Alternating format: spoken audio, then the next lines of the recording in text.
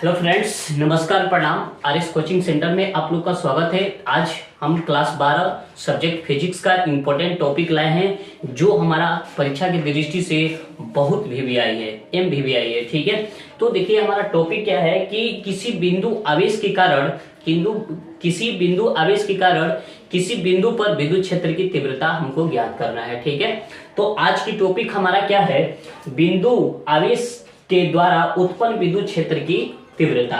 मतलब हमको किसी भी बिंदु पर क्या निकालना है, विद्युत क्षेत्र की तीव्रता निकालना है। तो इसको अब समझेंगे। ठीक है, इसको समझेंगे और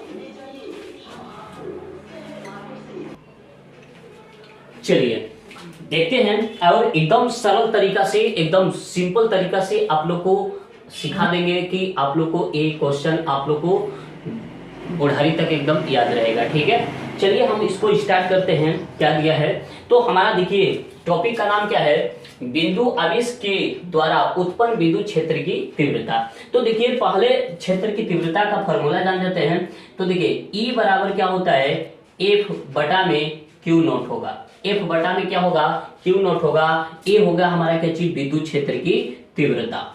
ठीक है, अब यहाँ पर हम लिखेंगे, क्या लिखेंगे, तो यहां से देखिए थोड़ा सा डायग्राम समझिए। डायग्राम क्या है, तो डायग्राम देखिए ओ बिंदु पर Q आवेश है। इसी आवेश के कारण बिंदु P पर हमको क्या निकालना है, विद्युत क्षेत्र की तीव्रता निकालना है। तो देखिए यहाँ पर देखिए Q पर, बिंदु O पर प्लस Q आवेश स्थित है और O से R दूरी पर एक बिंदु क्या है, P है। और यहाँ पर हमको रखा गया है क्या चीज, टेस्ट चार्ज रखा गया है, जिसको हम बोलते हैं क्या चीज, धन परीक्षण आवेश बोलते हैं, जिसको इंग्लिश में टेस्ट चार्ज बोलेंगे।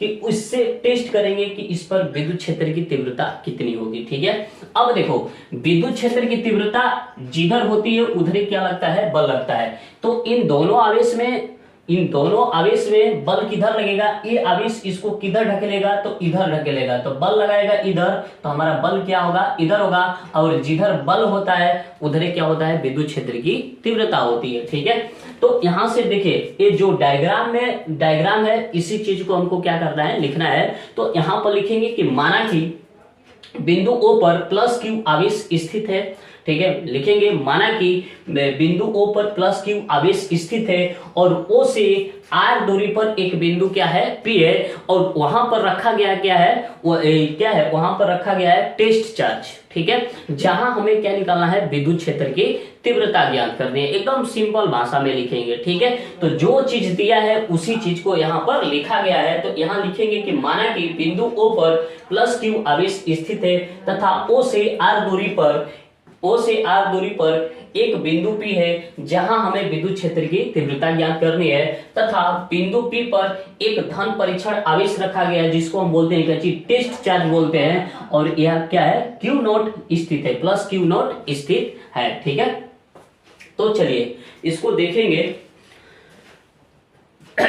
ठीक है, तो अब देखिए कूलाम का नियम से देखेंगे।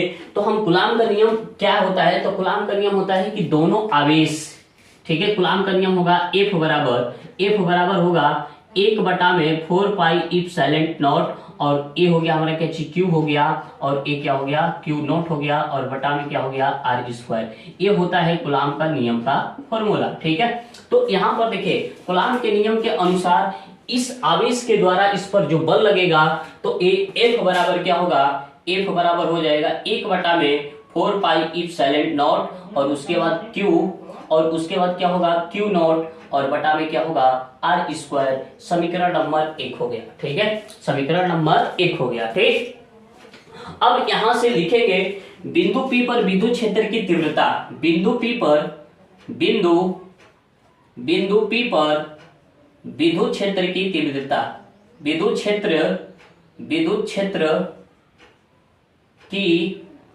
क्षेत्र की तीव्रता।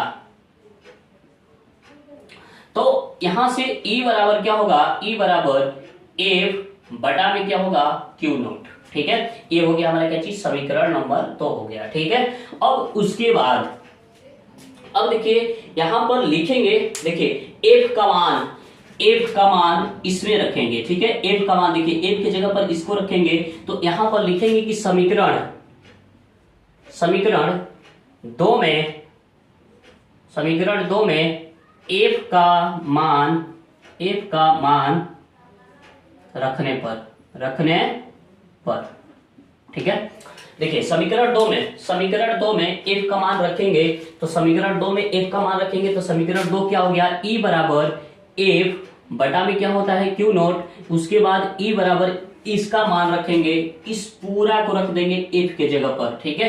तो यहां पर लिखेंगे 1 बटा में 4 पाई इप्सिलॉन नॉट और उसके बाद Q और Q नोट और बटा में क्या होगा, बटा में आर स्क्वायर हो जाएगा, बटा में क्या होगा आर स्क्वायर और इसके बटा में क्या होगा क्यू नोट होगा, इसके बटा में क्या होगा क्यू नोट। यहां पर थोड़ा सा समझेंगे, देखिए एफ की जगह पर इस टर्म को पूरा रखे हैं, ठीक है।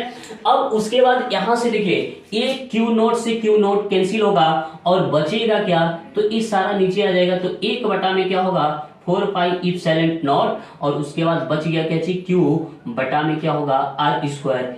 यही हो गया हमारा क्या चीज विद्युत क्षेत्र की तीव्रता, किसी बिंदु आवेश के कारण किसी बिंदु पर विद्युत क्षेत्र की तीव्रता, ठीक है। तो यहां पर हो गया, इसका फॉर्मूला हो जाएगा हमारा क्या चीज E बराबर 1 बटा में 4 पाई इप्सिलॉन नॉट Q बटा में क्या होगा आर स्क्वायर होगा, ठीक है। अब देखिए ये जो होगा हमारा क्या चीज कांस्टेंट वैल्यू होगा, तो इसका मान कितना होगा, ठीक है। तो इसका मान का अगर हम बात करें तो इसको देखेंगे, इसका मान का अगर हम बात करें तो देखिए यहां से थोड़ा सा इसको देख लेते हैं। माध्यम के लिए अगर हम बात करें तो माध्यम में क्या होगा, यहां पर देखेंगे माध्यम में क्या होगा, माध्यम में, ठीक है।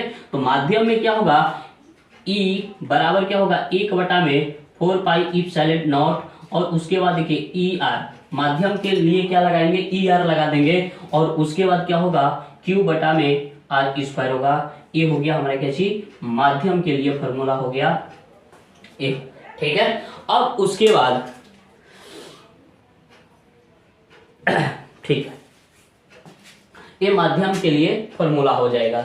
तो यहां से आप लोग को आशा करते हैं कि ये क्वेश्चन आप लोग को अच्छे से समझ में आया होगा और परीक्षा की दृष्टि से मोस्ट भी आई है, ठीक है। तो यहां से हमारा टॉपिक का नाम क्या होगा, बिंदु आवेश के द्वारा उत्पन्न विद्युत क्षेत्र की तीव्रता, या ये भी हो सकता है कि बिंदु आवेश के कारण विद्युत क्षेत्र की तीव्रता, ठीक है। तो आशा करते हैं कि ये वीडियो आप लोग को अच्छा लगा है, तो इसको लाइक सब्सक्राइब कमेंट शेयर जरूर करना है, ठीक है। चलिए।